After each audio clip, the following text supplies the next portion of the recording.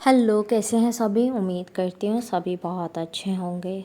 आज की जो डीएम एंड डीएफ की एनर्जीज आ रही हैं वो कुछ ऐसी आ रही हैं कि ये जो आने वाला कमिंग न्यू मून है ये बहुत सारी ब्लेसिंग्स लेकर आ रहा है ट्विन फ्लेम्स के लिए, दोनों के लिए, डीएम एंड डीएफ दोनों के लिए।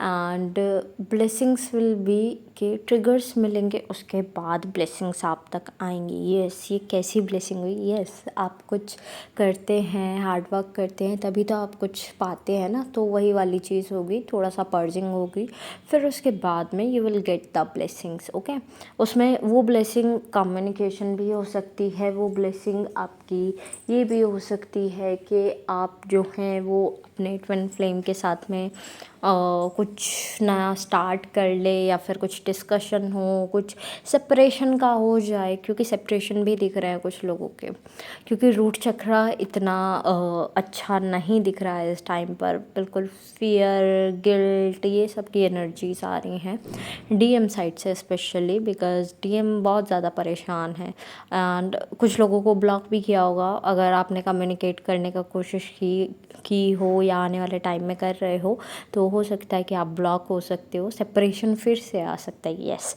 तो बी रेडी फॉर दैट, क्योंकि इस टाइम पर डीएम उतने ही नहीं दिख रहे हैं जितने होने चाहिए थे और जितने होने चाहिए। ठीक है, मतलब होने चाहिए थे एंड होने चाहिए, सेम बात है। ठीक है, तो इस टाइम पर डीएम विल रिएक्ट बिल्कुल डिफरेंटली, और आपको फील होगा यार देखो, जब ये बात करना चाहते हैं तब ये बात करते हैं, लेकिन जब हम बात करना चाहते हैं कभी बात नहीं करते, कभी भी अच्छे से रिस्पॉन्स नहीं करते, कभी भी अच्छे से ग्रीट नहीं करते। तो आई शुड लीव दैट जर्नी। बहुत सारे लोगों के मन में ये भी आएगा कि I should leave that journey, journey ही छोड़ देनी चाहिए। क्यों हम किसी के इतने कदमों में गिरें कि हम बिल्कुल ही ख़त्म हो जाएं, क्यों ऐसा हो। तो आपका मानना सही है, क्यों ही ऐसा किसी के लिए गुलाम बनना। बट यहाँ पर कम्युनिकेशन करने को आपका मन कह रहा था, या आप चेजिंग एनर्जी में थे, या कैसी एनर्जी में थे, वो आपको चेक करना चाहिए। उसके बाद ही आपको कम्युनिकेट करना चाहिए। आई ऑलवेज से कि आपका मन है, आप कीजिए कम्युनिकेट, लेकिन फिर कॉन्सिक्वेंसेस के लिए भी तैयार रहिए। कॉन्सिक्वेंसेस कुछ भी हो सकते हैं, विदाउट एक्सपेक्टेशन जाओ, क्योंकि आपका मन किया है। कुड भी पॉसिबल चेजिंग एनर्जी आ रही हो, है ना। अब वो बहुत पतली सी लाइन है जिससे आपको देखना है कि चेजिंग एनर्जी है या आपका एक नॉर्मल वे में टॉक करने का मन है, बस। ठीक है, तो वो आपको पहचानना बहुत ज़्यादा ज़रूरी है। कुछ लोगों का मानना है कि हम तो कार्मिक फैमिली में ही रह रहे हैं, कार्मिक फैमिली से पीछा कैसे छुड़ाए। पीछा नहीं छूट सकता किसी भी फैमिली से। ठीक है, आपको मैं लिटरली बताऊँ तो आपको कोई भी कार्मिक से पीछा नहीं छुड़ाना है, आपको कार्मिक सेटलमेंट करना है। अब कार्मिक सेटलमेंट कैसे होगा कि आपको उनके दिए हुए लेसन्स लेने हैं। मान लो वो सिखा रहे हैं आपको कि सबके साथ प्यार से रहो, ठीक है, खुद ही परेशान कर रहे हैं लेकिन फिर कह रहे हैं प्यार से रहो। फिर कुछ ऐसे हो सकते हैं जो आपको कामनेस सिखा रहे हो, संयम से रहो, पेशेंस सिखा रहे हो, आपको ऐसे सिखा रहे होंगे कि बिल्कुल काइंड रहो, चाहे आपको कितना भी कोई परेशान कर दे, ये सब भी सिखा सकते हैं। एंग्री नहीं होना है, गुस्सा नहीं दिखाना है, डिसीजंस कैसे लेने हैं, आपको डिक्टेट कर रहे हों बहुत ज़्यादा। और मतलब जिन चीज़ों से आप चिढ़ोगे, ऑब्वियसली ट्रिगर वही होते हैं, जिन चीज़ों से आप चिढ़ोगे वही चीज़ें आपके सामने ला के दे दी जाएंगी। जो खामियां आप में है वो हटाई जाएंगी, है ना। यही सब तो जर्नी का मतलब है। हीलिंग हो गया, पेशेंस हो गया, यही सब आपको सिखाया जाता है। अवेयरनेस हो गई, अवेकनिंग हो गई, ये सारी चीज़ें आती है आपकी लाइफ में। तो ऐसे करके वो लेसन्स आपको देते हैं, सिचुएशन क्रिएट करके। अब सिचुएशन भी अगर मैं बताने लगूँ, एग्जाम्पल के तौर पे मैं बता देती हूँ। मान लो आपको कुछ बातें पसंद नहीं है, कोई वर्ड पर्टिकुलर पसंद नहीं है, ठीक है। अब किसी ने फैमिली में से कह दिया वो वर्ड आपको, है ना, तो आप एकदम भड़कोगे, बात करना बंद कर दोगे, गुस्सा दिखाओगे उस पर, कुछ भी ऐसा रिएक्ट करोगे ना। लेकिन वो चाहते हैं कि आप उस चीज़ पर रिएक्ट ही ना करो। यस, वो आपको वो चीज़ सिखाना चाह रहे हैं। वो चाहते हैं कि आप उस चीज़ को एक्सेप्ट करो कि ये चीज़ बुरी नहीं होती, किसी के कहने से कुछ नहीं हो रहा है, किसी के कहने से तुम वो नहीं बन जाओगे जो वो कह रहे हैं। ठीक है, आई नो कभी ना कभी तो गुस्सा फूट कर निकलता ही है, लेकिन उस गुस्से को आप किसी प्रोडक्टिव काम में लगाओ। ठीक है।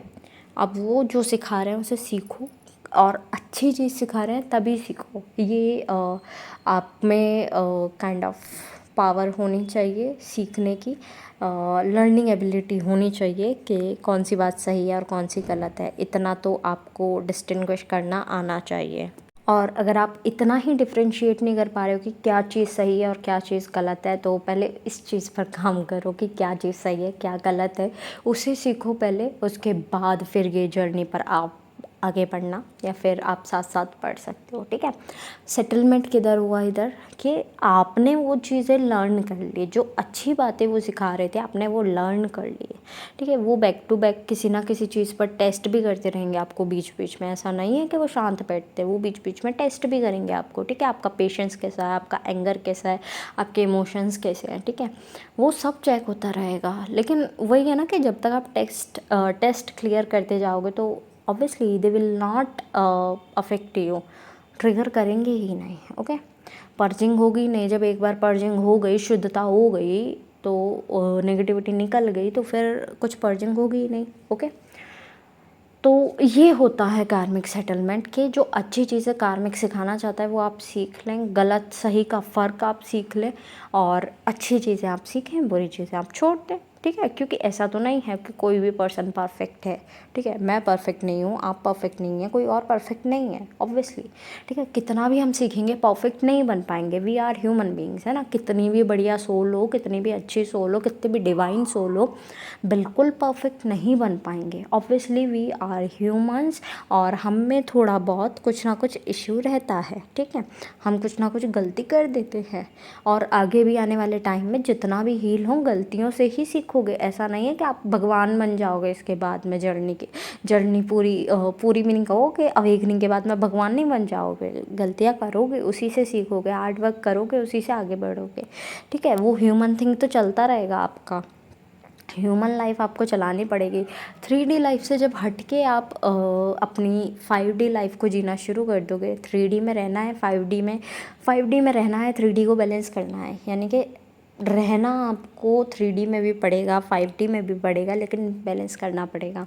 सोल सोच दोनों आपकी 5D में होंगी, काम आपको 3D में करने पड़ेंगे। चलो बात कर लेते हैं चक्रास की। तो चक्रास सारे इस टाइम पर फोकस में दिख रहे हैं, मेनली रूट चक्रा, थ्रोट चक्रा ये दिख रहे हैं।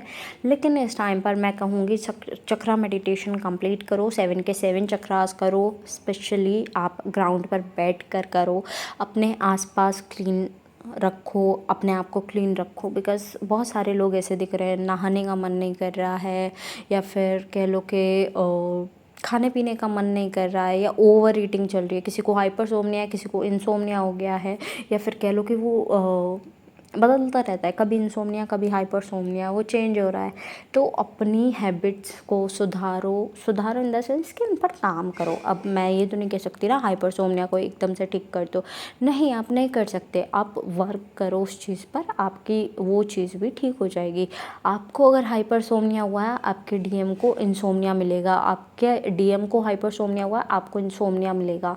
मेजरली होगा जिस दिन आप दोनों बैलेंस कर लोगे उस दिन बैलेंस आ जाएगा, आपकी नींद में भी और आपके जीवन में भी, ठीक है। तो बैलेंस की बात हो रही है। मस्कुलाइन एंड फेमिनाइन एनर्जी अपनी बैलेंस रखो, वाटर इनटेक अच्छा रखो, हो ओपोनोपो प्रेयर अपने लिए करते रहो, ठीक है। हार्ट में पेन दिख रहा है, बॉडी एक दिख रहा है, नर्व्स में कुछ लोगों के लिए पेन दिख रहा है, जॉइंट्स में पेन दिख रहा है कुछ लोगों के लिए, कुछ लोगों को डार्क कॉम्प्लेक्शन दिखेगा अपना ही, कुछ लोगों को बीती यादें याद आएंगी कि इसने मेरे साथ ये किया, उसने मेरे साथ ये किया।